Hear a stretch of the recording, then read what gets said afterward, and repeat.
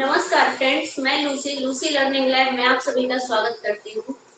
अगर आप इस चैनल पे नए हैं तो इस चैनल को लाइक शेयर सब्सक्राइब कर लीजिए और बेल आइकन को प्रेस कर दीजिए ताकि जब भी मैं कोई नया क्लास अपलोड करूँ तो उसका नोटिफिकेशन जा सके। वैसे मेरे यूट्यूब चैनल का नाम है लूसी लर्निंग लैब। और अगर हमारे साथ आप लोग जुड़ना चाहते हैं कि हम लोग लाइव क्लास अटेंड करें और अपनी पढ़ाई आगे कंटिन्यू करें तो उसके लिए हमको फॉलो कर सकते हैं। मेरा वेबसाइट है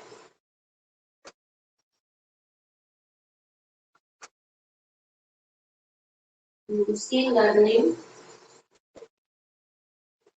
लैब डॉट टेचमेंट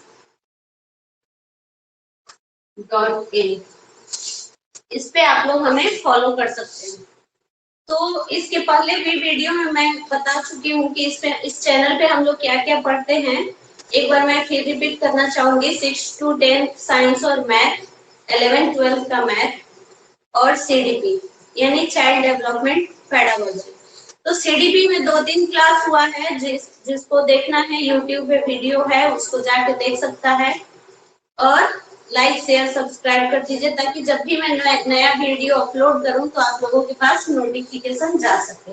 आज की क्लास में हम लोग पढ़ेंगे संज्ञान और संवेग क्या होता है। संज्ञान एवं संवेग, ये हमारे टॉपिक का नाम है, संज्ञान एवं संवेग। तो संज्ञान और संवेग होता क्या है, इसको देखने के लिए सबसे पहले हम लोग जानेंगे संज्ञान। संज्ञान यानी कॉग्निशन। संज्ञान को इंग्लिश में बोलते हैं कॉग्निशन। ठीक है। संज्ञान से तात्पर्य है, संज्ञान से तात्पर्य एक ऐसी प्रक्रिया है जिसमें संवेदन यानी सेंसेशन, प्रत्यक्षकरण, परसेप्शन, प्रतिमा, इमेजिनरी, धारणा, कल्पना जैसी मानसिक प्रक्रियाएं सम्मिलित होती हैं। तो संज्ञान में क्या क्या आएगा आपका? संवेदन। इसका चाहे तो आप लोग परिभाषा नोट कर सकते हैं।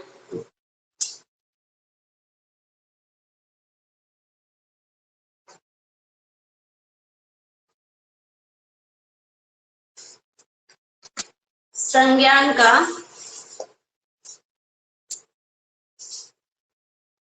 दो तीन परिभाषाएं हैं, अलग अलग लोगों ने अलग अलग इसका परिभाषा दिया। तो क्या क्या है देखते हैं।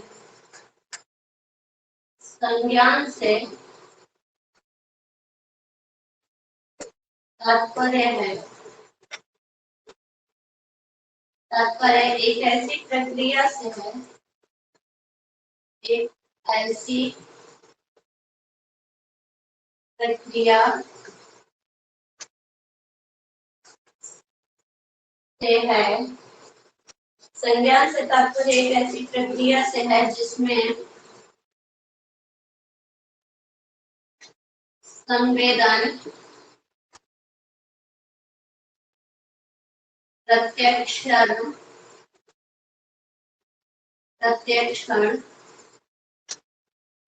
प्रतिमा यानी इमेजिनरी, जो लोग इमेजिन करते हैं, प्रतिमा, धारणा, कॉन्सेप्ट, कल्पना जैसी मानसिक प्रक्रिया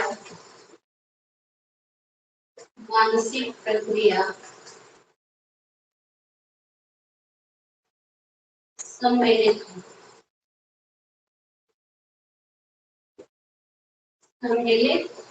है।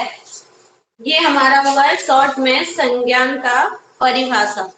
तो क्या क्या होता है? संज्ञान से तात्पर्य है जिसमें संवेदन, प्रत्यक्षण, प्रतिमा, धारणा, कल्पना जैसी मानसिक प्रक्रिया सम्मिलित है, वो होता है संज्ञान यानी कॉग्निशन।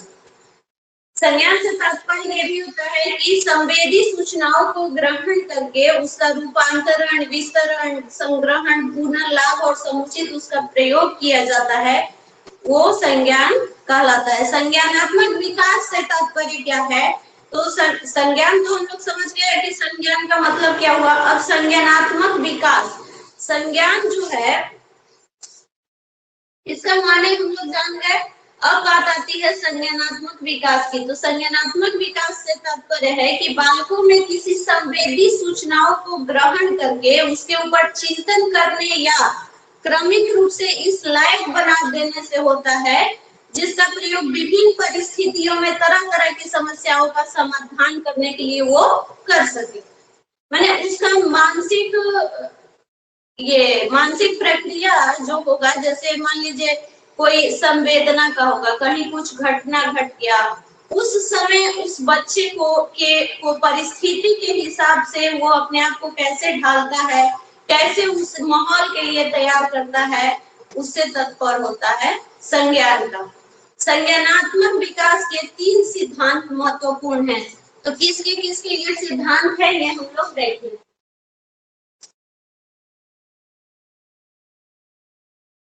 संज्ञानात्मक विकास के 3 सिद्धांत है। एक सिद्धांत है आपका पियाजे का सिद्धांत, पियाजे का सिद्धांत। दूसरा आपका है वाइगोत्स्की का सिद्धांत, वाइगोत्स्की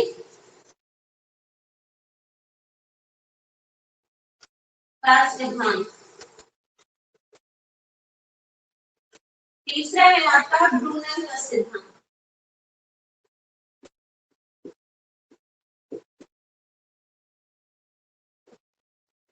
ये 3 सिद्धांत मेन होते हैं किसके? संज्ञानात्मक विकास के। पियाजे के विकास का सिद्धांत जो है, तो पियाजे ने बालकों की संज्ञानात्मक विकास के लिए व्याख्या क्या की है? वो 4 अवस्था दिए।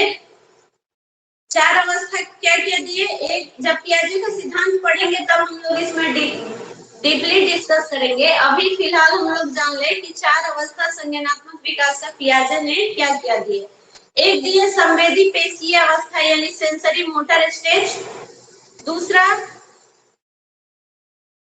तो सेंसरी मोटर का भी अलग अलग व्याख्या की है पियाजे ने। उसमें व्याख्या की है प्रतिवर्त क्रियाओं की अवस्था, कि कैसे कैसे कब कब क्या स्टेप होता है, वो सारा चीज वर्णन किए पियाजे ने।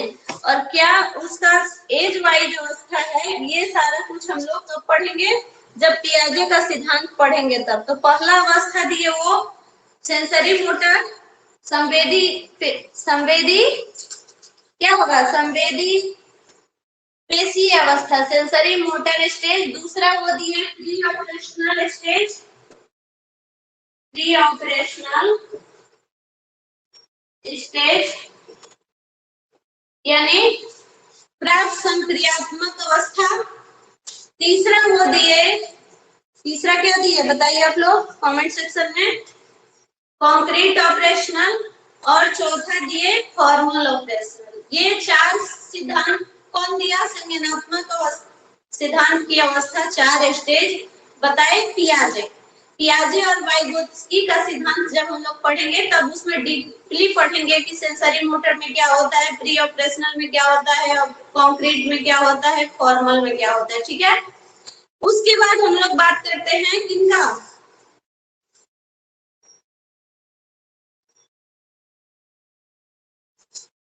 पियाजे के बाद किसकी अवस्था थी, कोई बताएगा?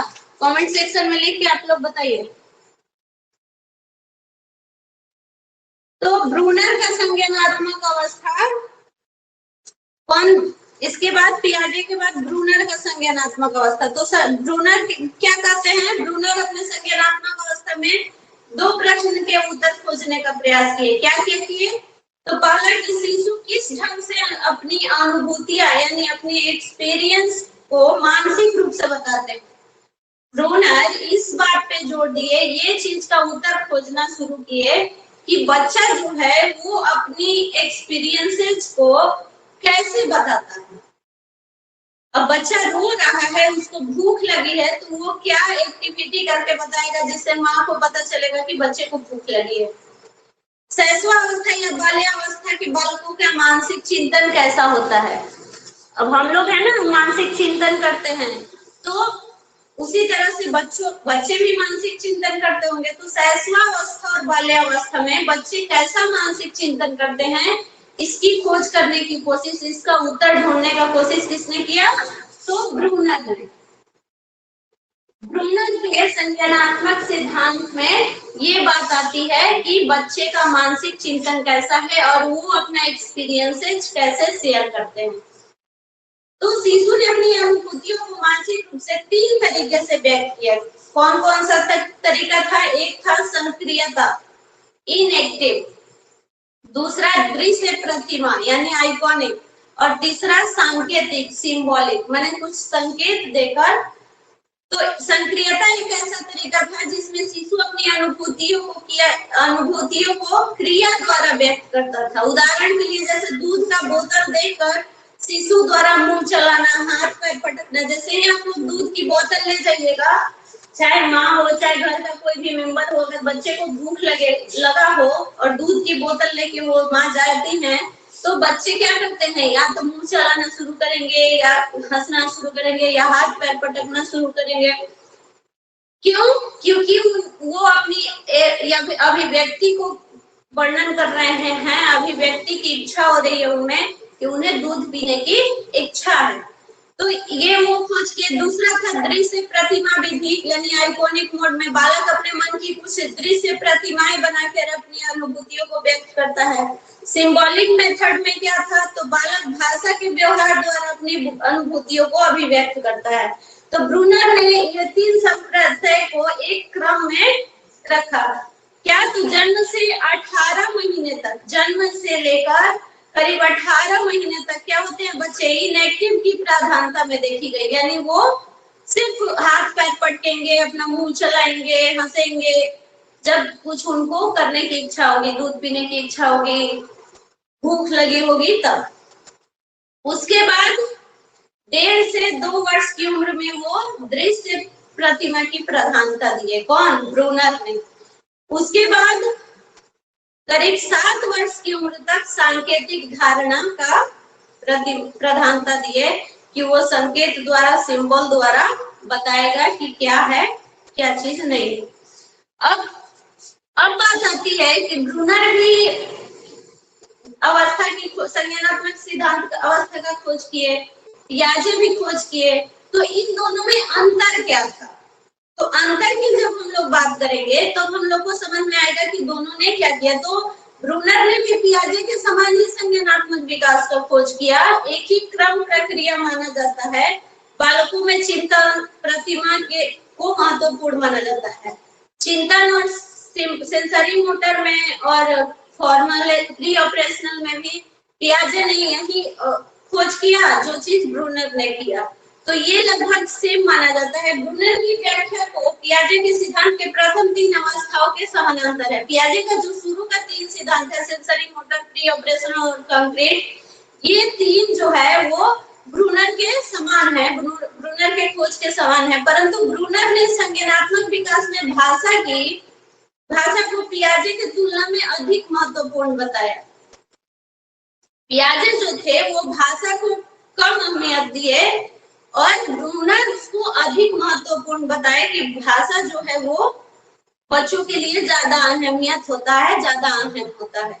पियाजे के सिद्धांत में बालकों के चिंतन में उनकी परिपक्वता और अनुभूतियों के तुलनात्मक अधिक महत्वपूर्ण था।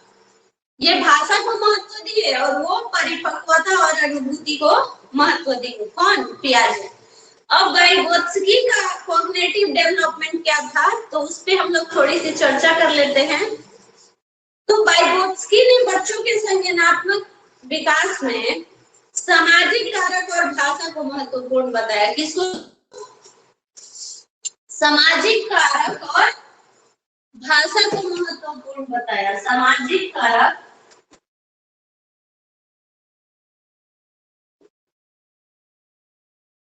और भाषा। कौन? वाइगोत्स्की। इनका जब डिटेल सिद्धांत हम लोग पढ़ेंगे तब उसमें हम लोग पढ़ेंगे कि क्या था। तो ये पियाजे की तुलना में वाइगोत्स्की जो है संज्ञानात्मक विकास को सामाजिक सांस्कृतिक सिद्धांत से जोड़ते हैं। पियाजे के अनुसार बच्चों का संज्ञानात्मक विकास में संस्कृति और शिक्षा की भूमिका उतनी महत्वपूर्ण नहीं होती है जितना वाइगोत्स्की बताते हैं। वाइगोत्स्की का जब हम लोग डिटेल पढ़ेंगे तब हम लोग इसमें पढ़ेंगे। वाइगोत्स्की बहुत चीज दी है, बच्चों के मन का सिद्धांत, सूचना संसाधन उपागम, एस्केप फोल्डिंग, ये सब वाइगोत्स्की का है। जब वाइगोत्स्की का सिद्धांत हम लोग पढ़ेंगे तब बात करेंगे। तो ये क्या था, संवेग संज्ञान था, संज्ञानात्मक अवस्था यानी कॉग्निटिव। हम लोग के टॉपिक का नाम था संज्ञान और संवेग। अब हम लोग संवेग पे चर्चा करते हैं। तो वो था कॉग्निशन। अब संवेग क्या है, इमोशंस। संज्ञान था, इसको इसमें कंफ्यूज नहीं होना है, इसको क्लियर कर लीजिएगा आप लोग। जहाँ नहीं समझ में आए कमेंट सेक्शन में पूछ सकते हैं। ये था कॉग्निशंस और संवेग है इमोशंस। इमोशंस क्या है, तो संवेग पद का अंग्रेजी रूपांतरण इमोशन जो इमो वर्ड से बना है। इमोशंस किसके बना है, इमो वर्ड से बना है, ठीक है। संवेग व्यक्ति की उत्तेजित अवस्था का दूसरा नाम है। जब व्यक्ति उत्तेजना की स्थिति में होता है उसका दूसरा नाम क्या होता है, संवेग। बहुत जब उत्तेजित हो तब। गेल्डाइड के अनुसार संवेग क्रियाओं का उत्तेजक है। संवेग क्या है, संवेग क्रियाओं का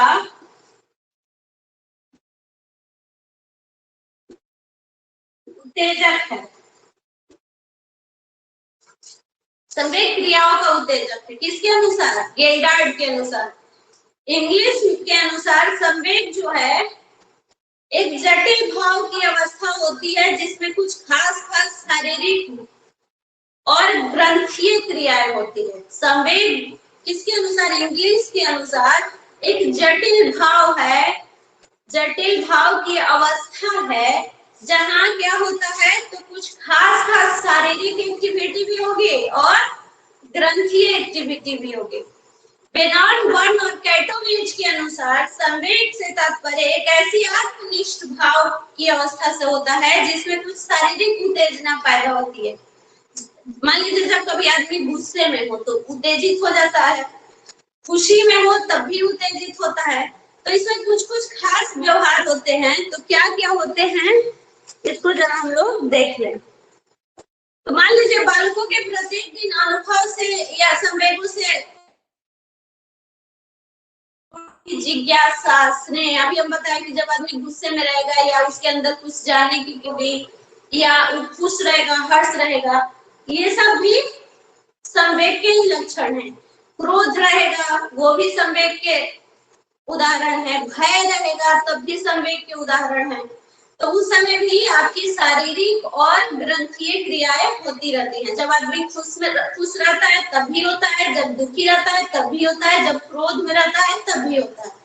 जब बालक में संज्ञानात्मक अनुक्रियाओं को बार बार पुनरावृत्ति होती है तो ये बालकों के संवेगात्मक अनुक्रियाएं बालकों में आदत के रूप में परिवर्तित होते रहती है।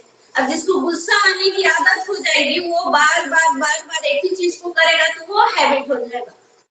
जैसे हिंदी में एक दो है, करत करत अभ्यास से जड़मति हो तो सुजान रसरी आवत जात है सिल पर परत निशान, कि बार बार किसी एक चीज को अभ्यास कीजिए। मान लीजिए यहाँ ये बोर्ड है, इस पे किसी कड़ा चीज से हम बार बार रगड़े तो क्या होगा, बीच से इसमें निशान पड़ जाएगा।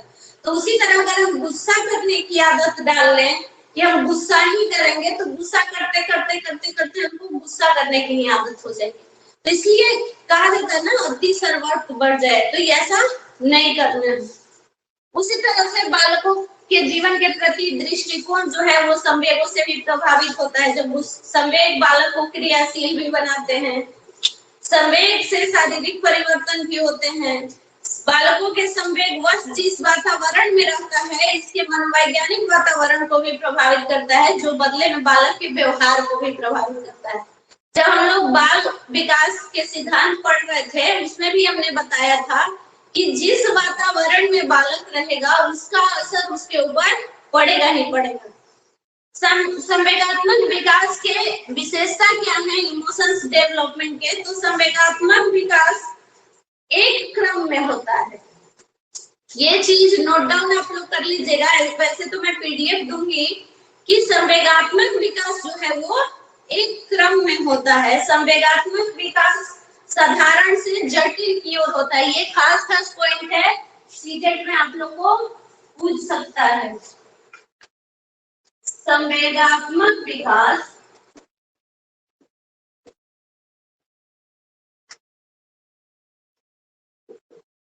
एक क्रम में होता है,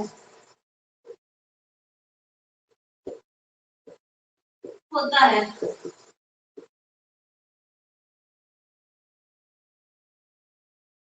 दूसरा इसका पॉइंट है कि संवेगात्मक विकास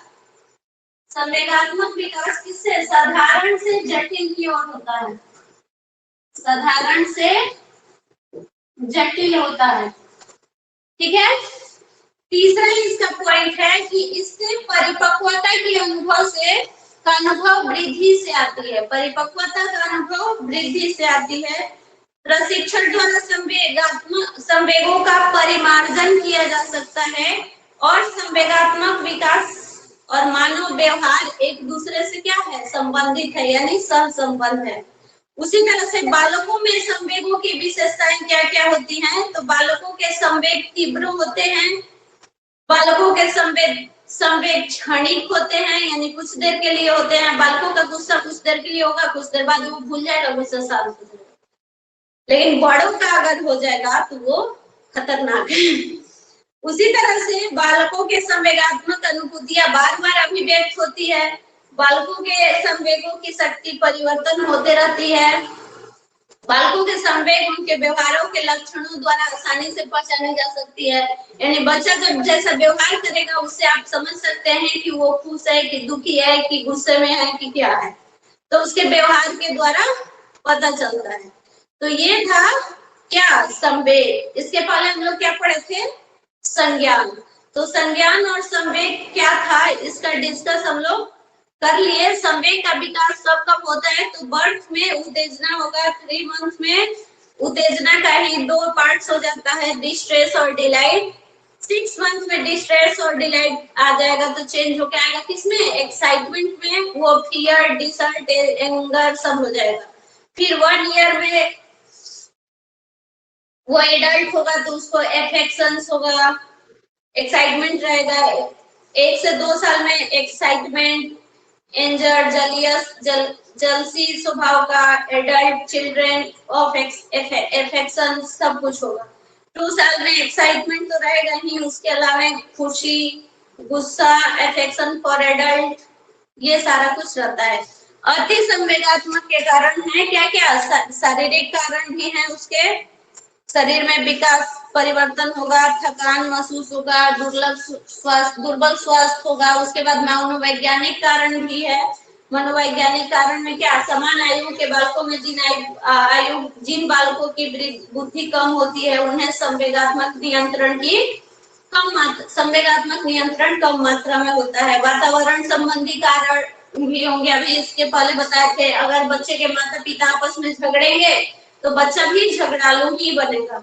उसका भी संवेग से बहुत बड़ा संबंध रहता है। तो बालक के संवेगात्मक प्रभावित करने वाले कारक क्या क्या हैं? फिजिकल हेल्थ है, यानी शारीरिक स्वास्थ्य, सामाजिक वातावरण, पारिवारिक वातावरण, सामाजिक आर्थिक स्तर, परिवार का आकार, लिंग, थकान और भूख, बालक अभिभावक संबंध, बालक और अभिभावक का कैसा संबंध है, ये भी प्रभाव डालता है। प्रभाव डालता है किसको, बालक को। बुद्धि, आत्मविश्वास, उसमें कितना सेल्फ कॉन्फिडेंस है, और पर्सनालिटी यानी व्यक्तित्व। तो ये था संवेग, बालक संवेगात्मक को प्रभावित करने वाले कारक। अब बात आती है कि संवेग पर नियंत्रण कैसे किया जाए। ये तो हम लोग समझ गए कि ये चीज उसको प्रभावित करता है। अब इस पर नियंत्रण कैसे किया जाए, तो उसके लिए हम लोग को क्या करना होगा, तो उसके लिए हम लोग को उससे बालकों में संवेग उत्पन्न होने और व्यक्त करने के समय ही नहीं देना होगा। हम लोग ऐसा माहौल ही नहीं दे कि उसमें संवेग उत्पन्न हो, गुस्सा हो, चिल्लाए, उसके रुचि के अनुसार कार्य करने में उसे व्यस्त रखेंगे तो उसमें संवेग कम उत्पन्न होगा। मान लीजिए वो दूध पीना चाह रहा है, उसको ले जाके हम दही खिला दें, तो उसकी रुचि के अनुसार खान मैंने जो चाहेगा, वैसा नहीं, छोटा बच्चा वैसा नहीं कि वो चाहेगा हम हेलीकॉप्टर पे चढ़े तो वही। तो ऐसा हम लोग माहौल क्रिएट करें ताकि उसमें संवेग उत्पन्न हो ही नहीं पाए। उसके अलावा एक मानसिक रचना है, इसमें दुख, कष्टकारी घटना, विचार, इच्छाएं सब कुछ आता है, तो ये चेतना से निकाला जा सकता है। डिस्प्लेसमेंट मैंने विस्थापन, तो इसके द्वारा किसी वस्तु या विचार संबंधित संवेग उसको स्थानांतरित कर सकते हैं। शोध, शोध के द्वारा क्या करेंगे, संवेगों का रूप इतना परिवर्तित हो जाएगा कि उसे आप पहचान भी नहीं पाएंगे। तो ये सब था क्या, संज्ञान और संवेग। तो आज के चैप्टर को हम लोग यहीं क्लोज करते हैं। नेक्स्ट डे हम लोग इससे रिलेटेड क्वेश्चन करेंगे और फिर आगे हम लोग बढ़ेंगे। एक एक करके हम लोग सीडीपी का सब जब थ्योरी पढ़ लेंगे तब हम लोग प्रीवियस ईयर क्वेश्चन करना शुरू करेंगे। तो आज की क्लास को यहीं समाप्त करते हैं। चलते चलते इस चैनल को लाइक, शेयर, सब्सक्राइब कर दीजिएगा आप लोग। Take care, bye bye.